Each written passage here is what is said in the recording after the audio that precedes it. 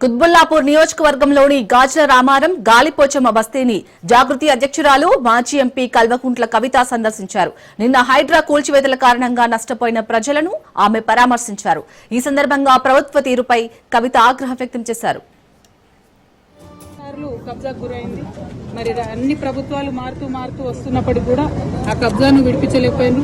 ఇప్పుడు హైడ్రా సడన్ గా వచ్చేసి పెద్దవాళ్ల జోలికోకుండా పేదవాళ్ల ఇండ్ల మీద పడి రాత్రికి రాత్రి మరి మీరు ఖాళీ చేస్తారా సస్తారా అని చెప్పి చిన్న చిన్న పిల్లలు ఉన్నారు. ఒక పక్క వర్షం పడుతుంది, ఇంకొక పక్క పండగ వచ్చింది. అన్ని ఉన్నటువంటి సందర్భంలో కూడా మరి ప్రత్యేకించి కూలగొట్టడం దారుణం. ఇవన్నీ ఒక పక్కనైతే కోర్టు ఇదివరకు స్పష్టంగా చెప్పింది, ఆ శనివారము ఆదివారము మీరు ఎవరి జోలికి వెళ్ళకండి, వాళ్ళు కోర్టుకు వచ్చేటటువంటి అవకాశం ఇవ్వాలి. ఈ దేశంలో న్యాయ వ్యవస్థ ఉన్నది కాబట్టి న్యాయ వ్యవస్థను గౌరవించాలని చెప్పింది. అయినా సరే ఈ ప్రభుత్వం దాన్ని విస్మరించి నిన్న ఆదివారం పూట వచ్చి ఇక్కడ బస్తీలో ఇల్లు కూలగొట్టడం అంటే మామూలు విషయం కాదు, చాలా దారుణమైన విషయం.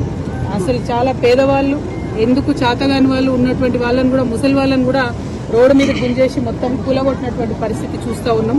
ఇది దారుణం. ఇంకా ఘోరం ఏంటంటే ఇదివరకే కరెంటు స్తంభాలు, కరెంటు బిల్లులు, గ్యాస్ బిల్లులు అన్నీ ఉన్నటువంటి వాళ్ళని కూడా కనీసం బేఖాతరుగా తీసేయడం. ఇంకా మీదికెళ్ళి అబద్ధం చెప్పుడు, మేము నోటీసులు ఇచ్చినాం కాబట్టి కూలగొడుతున్నామని. ఇవాళ నేను రాష్ట్ర ప్రభుత్వాన్ని హెచ్చరిక చేస్తా ఉన్నా, పండగ పూట పేద ప్రజల ఉసురు తీసుకోకండి. మీరు ఇక్కడ ఉండేటటువంటి పేదలు ఎక్కువ మంది లేరు, 150-200 కుటుంబాలు కూడా లేవు. ఈ 200 మందికి మీరు డబుల్ బెడ్రూమ్ ఇండ్లు ఫస్ట్ ఇవ్వండి. వాళ్ళు ఇక్కడ నుంచి మూవ్ అవ్వడానికి R&R కాంపన్సేషన్ కింద ఎట్లయితే మూసి దగ్గర ఇచ్చిండ్రో అట్లా R&R కాంపన్సేషన్ కింద కుటుంబానికి 50,000 ఇచ్చి వాళ్ళు జాగ్రత్తగా వాళ్ళని తీసుకెళ్లి డబుల్ బెడ్రూమ్ ఇళ్లలో దింపండి. కానీ మీరు ప్రభుత్వం ప్రజల పక్షాన ఉండాల్సింది, దౌర్జన్యంగా వాళ్ళ ఇళ్లు కూలగొడతా ఉంటే ఈ ఉసురు తగలక మానది మీ ప్రభుత్వానికి. మిమ్మల్ని హెచ్చరిక చేస్తా ఉన్నాం. మీరు మళ్ళా 6వ తారీఖు లోపల వస్తామని చెప్పి హైడ్రా వాళ్ళందరూ వచ్చి ఇక్కడ వాళ్ళని బెదిరించిపోయినట.